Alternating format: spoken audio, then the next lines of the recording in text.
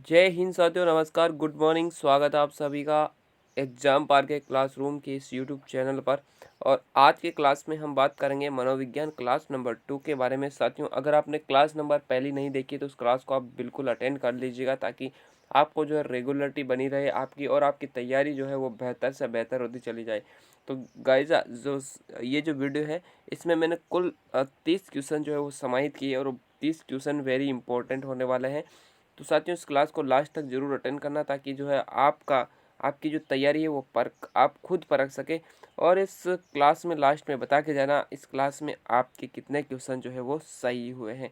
चलिएगा, क्लास की शुरुआत करते हैं और लास्ट तक आप जो है इस क्लास को अटेंड करते चलिएगा। पहला क्वेश्चन है साथियों आपके सामने, निम्न में से किस में शिक्षा मनोविज्ञान उपयोगी नहीं है। शिक्षा मनोविज्ञान किस में उपयोगी नहीं है? बालकों की मानसिक अस्वस्थता का पता लगाने में, शिक्षण विधियों के चयन में, छात्रों के को अभिप्रेरित करने में, या डी ऑप्शन है पशुओं में प्रयोग करने पर। तो साथियों देखिएगा, शिक्षा मनोविज्ञान जो है वो पशुओं के प्रयोग करने पर जो बिल्कुल भी ये उपयोगी नहीं है। डी ऑप्शन आपको इस क्वेश्चन का राइट आंसर कर लेना है। नेक्स्ट क्वेश्चन देखते चलिएगा। अगला क्वेश्चन है साथियों कि निम्न में से कौन सा क्षेत्र मनोविज्ञान के अंतर्गत नहीं आता। मनोविज्ञान के अंतर्गत कौन सा क्षेत्र नहीं आता? औद्योगिक मनोविज्ञान, राजनीतिक मनोविज्ञान, विकृत मनोविज्ञान, या फिर सामान्य मनोविज्ञान। तो ये क्वेश्चन नंबर दूसरे का जो राइट आंसर आपको बताना है। देखिएगा साथियों, जो मनोविज्ञान के अंतर्गत जो विषय आते हैं वो सामान्य मनोविज्ञान भी आता है, साथ साथ विकृत मनोविज्ञान भी आता है, औद्योगिक मनोविज्ञान भी इसके अंतर्गत आता है, लेकिन राजनीतिक मनोविज्ञान जो है इसके अंतर्गत नहीं आता। इस क्वेश्चन का राइट आंसर क्या हो जाएगा? बी हो जाएगा इस क्वेश्चन का राइट आंसर। नेक्स्ट क्वेश्चन देखिएगा। क्वेश्चन कह रहा है कि लैटिन शब्द बता, साइको का अर्थ क्या है। साइको का अर्थ आपसे पूछ रहा है मन है, चेतना है, व्यवहार है, या फिर आत्मा है। देखिए, लैटिन शब्द का जो साइको है, इस साइको का जो अर्थ है साथियों वो क्या हो जाएगा? आत्मा हो जाएगा। तो डी ऑप्शन इस क्वेश्चन का राइट आंसर है। नेक्स्ट देखिएगा।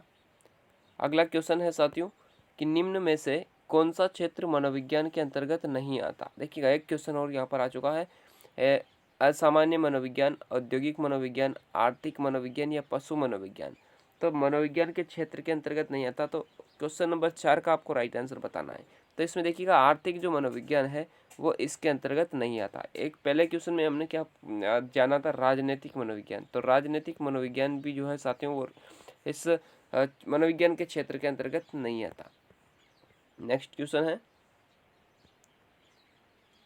अगला क्वेश्चन है साथियों कि शिक्षा मनोविज्ञान का अध्ययन शिक्षक को इसलिए करना चाहिए। देखिएगा, शिक्षक है यहाँ पर, तो शिक्षक को इसलिए करना चाहिए ताकि छात्रों को आसानी से प्रभावित कर सके, स्वयं को समझ सके, और सी ऑप्शन कहता है पशुओं पर प्रयोग कर सके, और डी ऑप्शन है शिक्षण को अधिक प्रभावी बना सके। तो क्वेश्चन नंबर 5 का जो राइट आंसर होगा वो क्या हो जाएगा साथियों? शिक्षण को अधिक प्रभावी बना सके, इसलिए शिक्षक को जो है साथियों मनोविज्ञान, शिक्षा मनोविज्ञान का जो है ज्ञान होना चाहिए।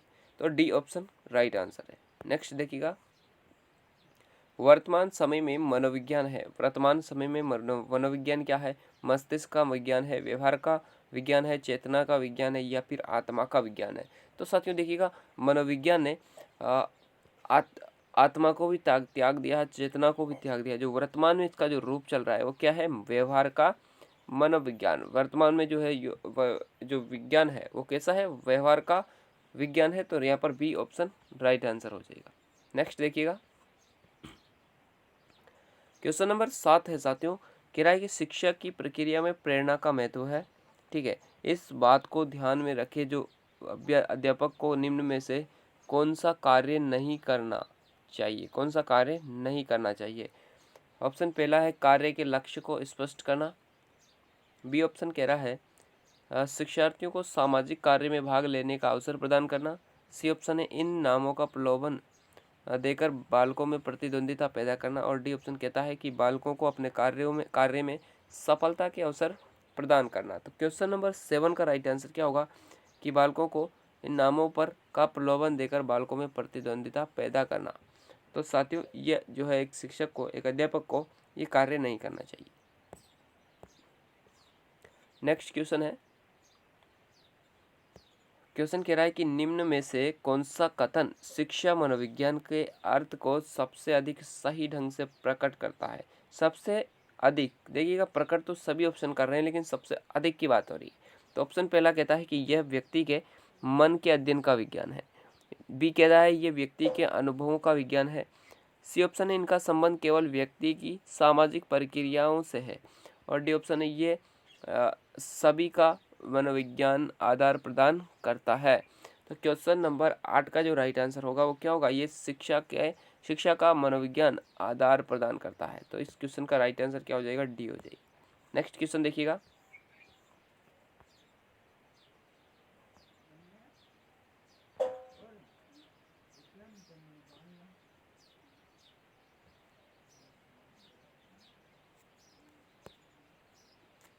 अगला क्वेश्चन है क्वेश्चन नंबर 9। निम्नलिखित में से कौन सी मूल प्रवृत्ति बच्चों को सीखने के लिए अभिप्रेरित करने हेतु काम में ली जा सकती है। देखिएगा अभिप्रेरित करने हेतु कौन सी मूल प्रवृत्ति जो है काम में ली जा सकती है। तो आत्मरक्षा, जिज्ञासा, उत्प्रेरणा या पलायन। तो देखिएगा मूल प्रवृत्ति आपको बताना है। तो क्वेश्चन नंबर 9 का राइट आंसर क्या होगा, जिज्ञासा। जिज्ञासा को जो है सीखने के लिए अभिप्रेरित करने हेतु काम में ली जा सकती है। तो बी ऑप्शन इस क्वेश्चन का राइट आंसर हो जाएगा। नेक्स्ट क्वेश्चन देखिएगा।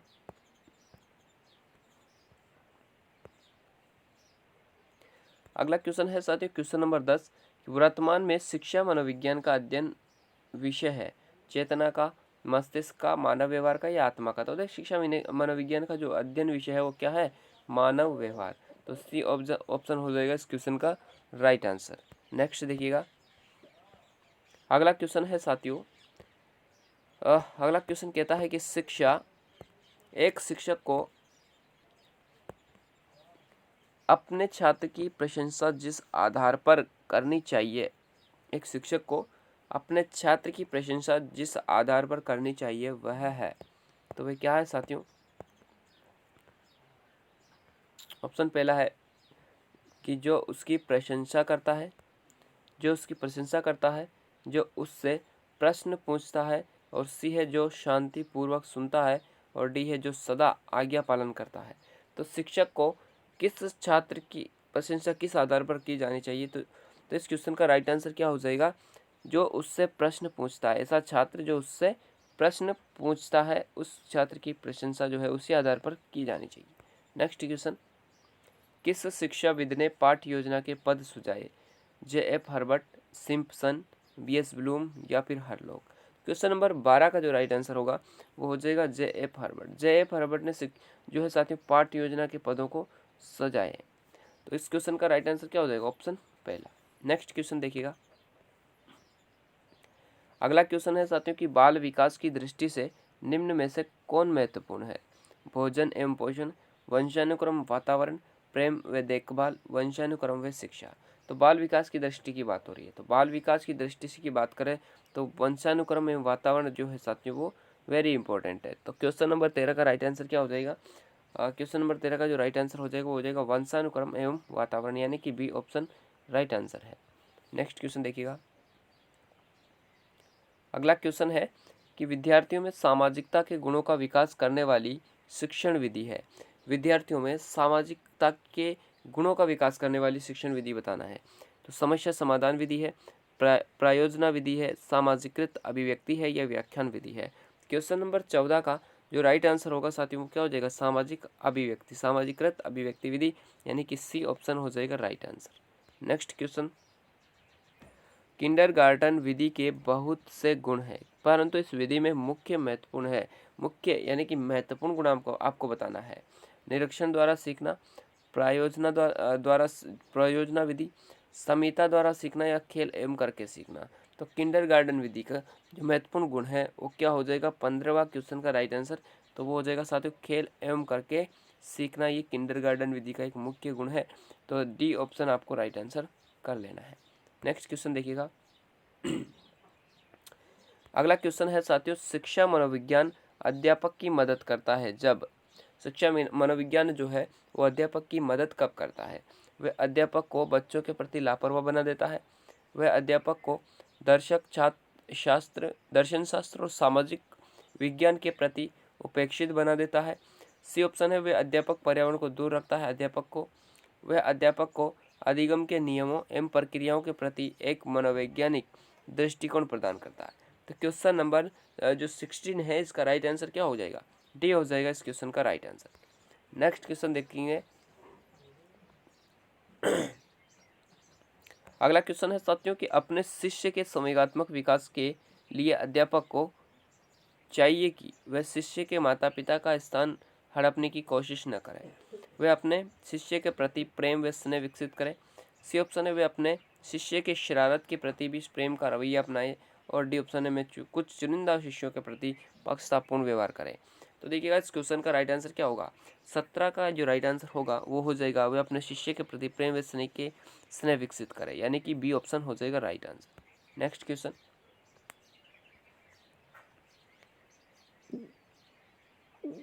अगला क्वेश्चन है साथियों की शिक्षा मनोविज्ञान का अध्ययन करता है आत्मा का, शिक्षा मनोविज्ञान जो है वो किसका अध्ययन करता है, आत्मा का धार्मिक परिस्थितियों में, मानव व्यवहार का शैक्षिक परिस्थितियों में, डी सी ऑप्शन है चेतना का असीमित परिस्थितियों में, और डी ऑप्शन है मस्तिष्क का बौद्धिक परिस्थितियों में। तो देखिए शिक्षा मनोविज्ञान जो अध्ययन करता है वो करता है मानव व्यवहार का शैक्षिक परिस्थितियों में, बी ऑप्शन हो जाएगा इस क्वेश्चन का राइट आंसर। नेक्स्ट क्वेश्चन देखेंगे। अगला क्वेश्चन है साथियों